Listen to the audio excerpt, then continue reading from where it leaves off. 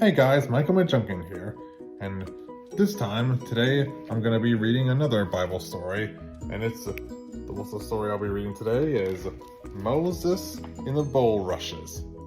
So, here we go. The king of Egypt was worried. People from Israel have been living in his country for many years and having lots of children. If things went on like this, soon there would be more of them than Egyptians. Something had to be done. So the king made a new law. Every Israelite baby boy was to be drowned in the river Nile. It was a terrible law, but the Israelites had to obey. One day a baby boy was born to a mother called Jochebed. She and her husband already had a fine son and a daughter named Miriam. Jochebed loved her new baby and couldn't bear to see him taken away from.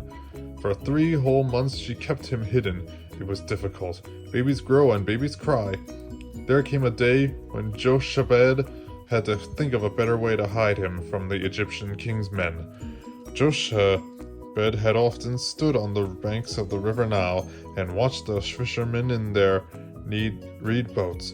The boats were woven from the tough bulrushes that grew by the river. It gave her an idea. Jochebed took a basket made of reeds and covered it with tar to make it watertight. Miriam watched her mother as she worked. The basket made a perfect floating cradle just big enough to hold her baby brother.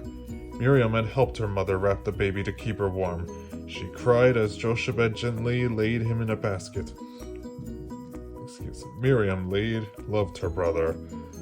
"It's for the best," said Jochebed, trying to comfort her. "We will hide him in the bulrushes. He will be safe here, and you can keep watch over him." Later, when they were sure no one was around, Miriam and her mother took the basket and hid it among the bulrushes. Then Jochebed went home, leaving Miriam to see what could happen. Miriam was just standing near enough to the bulrushes to see the baby's cradle. Suddenly she heard a voice cry out. The king's daughter had come down to the river to bathe. She had found the baby. "What's that basket over there?" said the princess to one of her maids. "Bring it to me." The maid waded into the water and lifted the cradle out of the bulrushes. The baby was sound asleep, but as the princess took him into her arms, he woke up and began to cry. She loved him at once. "Poor thing, it must be one of the Israelite babies," said the princess. At that moment, Miriam stepped from her hiding place and spoke to the king's daughter. "Would you like me to find an Israelite woman to feed and look after the baby for you?" she asked.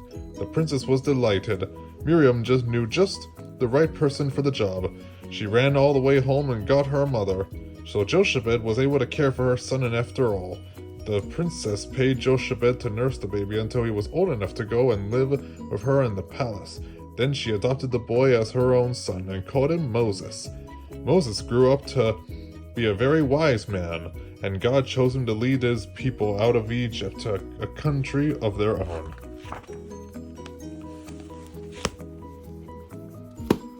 Well, that's the end of this Bible story, and that shall do it for today, for this month, and I hope to see you guys next month.